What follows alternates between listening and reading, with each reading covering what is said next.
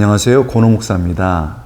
산이 높고 그만큼 계곡이 깊으면 그 산의 규모가 때로는 파악이 되지 않을 때가 있습니다. 사랑이 아주 깊으면 그 사랑이 얼마나 깊은지 모를 때가 있습니다. 여러분, 우리 주님의 십자가를 오늘 살펴볼 텐데요. 너무나도 깊고 너무나도 신비하기에 우리가 정말 묵상하고 묵상해도 거기에 큰 은혜가 있습니다. 요한복음 19장 18절부터 30절의 말씀을 통해 주님의 십자가를 다시 한번 묵상하겠습니다. 요한복음 19장 18절에서 30절. 그들이 거기서 예수를 십자가에 못 박을새 다른 두 사람도 그와 함께 좌우편에 못 박으니 예수는 가운데 있더라. 빌라도가 패를 써서 십자가 위에 붙이니 나사렛 예수 유대인의 왕이라 기록되었더라. 예수께서 못 박히신 곳이 성에서 가까운 고로 많은 유대인이 이 패를 읽는데 히브리와 로마와 헬라 말로 기록되었더라. 유대인의 대제사장들이 빌라도에게 이르되 유대인의 왕이라 쓰지 말고 자칭 유대인의 왕이라 쓰라 하니 빌라도가 대답하되 내가 쓸 것을 썼다 하니라. 군인들이 예수를 십자가에 못 박고 그의 옷을 취하여 네 깃에 나눠 각각 한 깃씩 얻고 속옷도 취하니 이 속옷은 호지 아니하고 위에서부터 통으로 짠 것이라.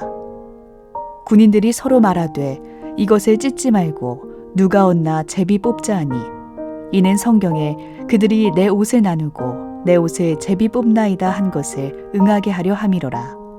군인들은 이런 일을 하고 예수의 십자가 곁에는 그 어머니와 이모와 글로바의 아내 마리아와 막달라 마리아가 섰는지라. 예수께서 자기의 어머니와 사랑하시는 제자가 곁에 서 있는 것을 보시고 자기 어머니께 말씀하시되 여자여 보소서 아들이니이다 하시고 또 그 제자에게 이르시되 보라 내 어머니라 하신대 그때부터 그 제자가 자기 집에 모시니라. 그 후에 예수께서 모든 일이 이미 이루어진 줄 아시고 성경을 응하게 하려 하사 이르시되 내가 목마르다 하시니 거기 신포도주가 가득히 담긴 그릇이 있는지라.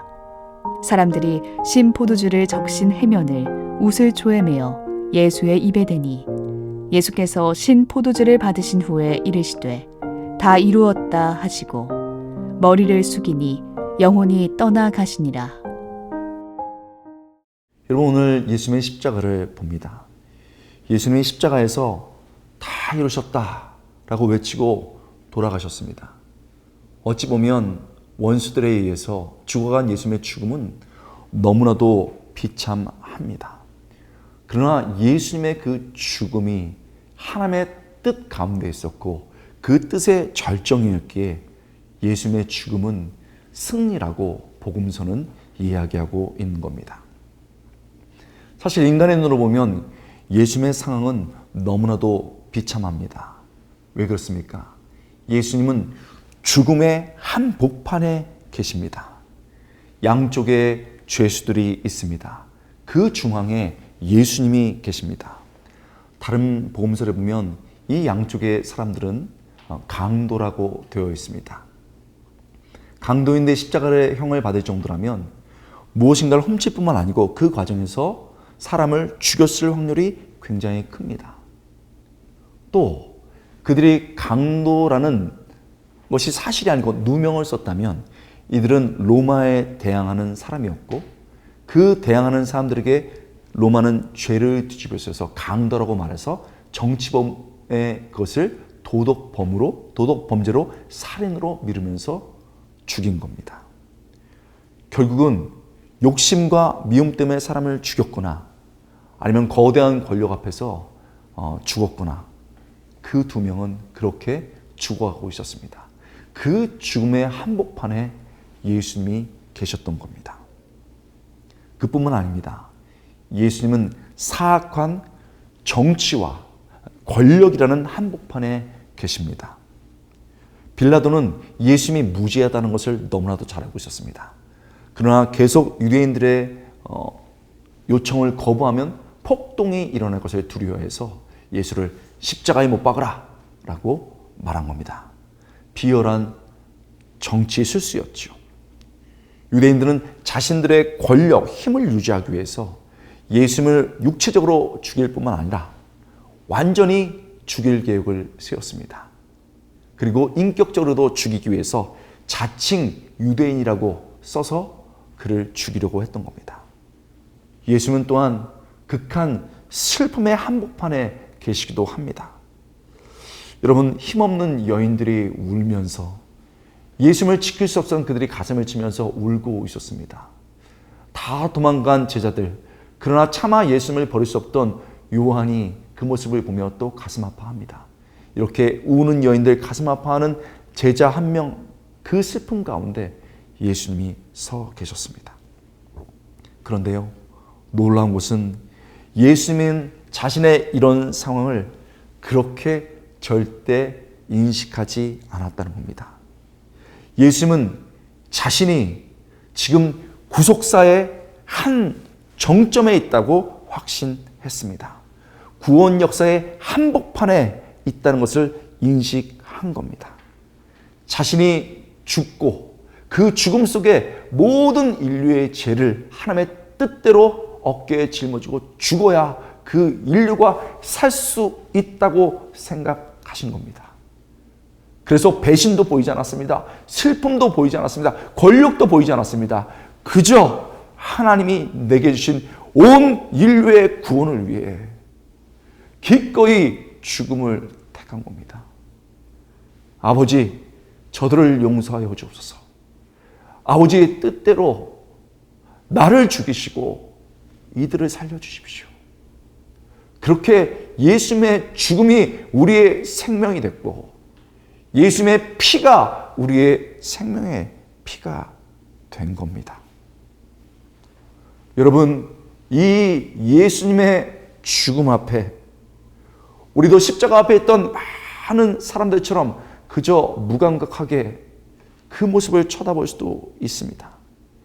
빌라도처럼 그 십자가를 외면할 수도 있습니다. 심지어 유대의 지도자처럼 예수님의 십자가를 비웃고 욕할 수도 있습니다. 때로는 예수님의 옷과 속옷을 나눠 걷는 군인들처럼 그저 예수님의 한 조각을 받으면서 예수는 성인에 불과해, 예수는 옛날 얘기, 좋은 얘기야 라고 말하면서 예수님의 한 조각을 가져가는 사람들이 얼마나 많습니까? 그러나 마지막 순간 한쪽 편의 죄수처럼 그 예수님의 모습을 보면서 자격이 없지만 예수님, 나를 기억해 주십시오 라고 말할 때 예수님은 그 죽음의 순간에도 네가 나와 함께 낙원에 있으리라 라고 받아주셨던 그 예수님이 우리를 받아주시는 겁니다. 여인들처럼 한 명의 제자 요한처럼 너무나도 슬퍼서 가슴을 치면서 나는 예수님을 위해서 무엇도 할 수 없어 가슴을 칠 때 예수님께서 그들을 보시고 나중에 나타나시고 부활의 능력을 주신 것처럼 슬픔의 죄 때문에 죽음 때문에 아파하는 우리를 부활의 능력을 경험하게 하시고 그 능력에 동참하게 하시는 은혜를 주실 수 있는 겁니다. 여러분, 여러분에게는 십자가의 능력이 무엇입니까? 우리 주님은 그 십자가의 그 사건을 구속사의 한복판 그리고 구원의 절정으로 보며 이기며 기꺼이 죽으셨고 우리에게 생명을 주셨습니다. 그렇다면 오늘 우리가 살아가는 우리의 삶은 얼마나 소중합니까? 때로는 고통스럽고 눈물나고 힘들지만 그것이 주님이 주신 삶이라면 예수님처럼 하나님, 내 지금 이 시간과 이 힘듦이 주님의 뜻에 있다면 견디길 원합니다. 다시 한번 일어서길 원합니다. 그뿐만 아니라 나 위에 기꺼이 죽으신 예수님을 생각하면서 그리고 어려운 자들과 죽어가는 자들의 손을 잡아주신 그 예수님의 십자가와 그 손을 생각하면서 나도 내게 주신 사랑을 넉넉히 쌓고 감으로 예수님의 십자가가 선명한 오늘 하루 될 수 있게 주님의 이름으로 축복합니다. 축복드립니다.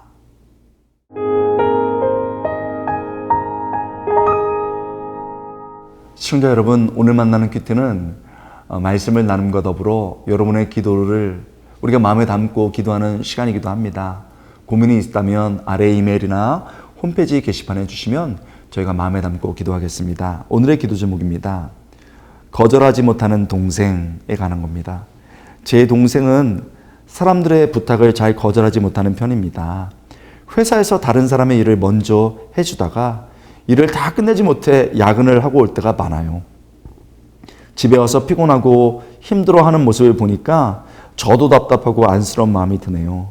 동생에게 스스로를 챙기는 마음과 거절할 수 있는 용기가 생길 수 있도록 기도 부탁드립니다. 어떻게 how to say no, 어떻게 노할지에 대해서 배우고 거절할 수 있는 지혜를 주세요 라고 말했습니다. 이 동생을 생각하는 누나 아니면 형님의 이 마음이 너무 좋은 것 같습니다. 그런데요, 저는 이 동생이 너무 귀한 것 같아요. 사실은요, 노하지 말아야 될 상황에도 노하고 진짜 재치 있게 노하고 아주 간교하게 노하는 사람 많거든요. 근데 저는 이 칭찬을 해드리고 싶어요. 네가 진짜라고, 네가 정말 귀하다고 우리 동생을 먼저 격려해 주셨으면 좋겠어요. 더불어 그렇지만 네가 정말 다른 사람을 이렇게 도와주려면 너에게도 쉼이 필요해. 그러고 나서 조언해 주셨으면 좋겠습니다. 그 기도 제목을 읽으면서 제가 좀 부끄러움을 느꼈어요. 나도 누가 나를 좀 노하지? 이렇게 해줄 수 있는 말을 듣는 사람이 됐으면 좋겠다는 생각이 듭니다. 동생분을 격려하고 싶어요. 우리도 내 십자가를 지고 때로는 다른 사람의 십자가도 져주고 싶습니다. 그러나 하나님께서 지혜 주시고 또 동력자를 주셔서 적절하게 쉴 수 있도록 또 기도했으면 좋겠습니다. 여러분, 우리 시간에 동생을 위해서 기도하고요. 이 순수한 마음이 계속 지켜질 수 있도록, 그러나 쉼표의 지혜도 있게 해달라고 한번 기도하겠습니다.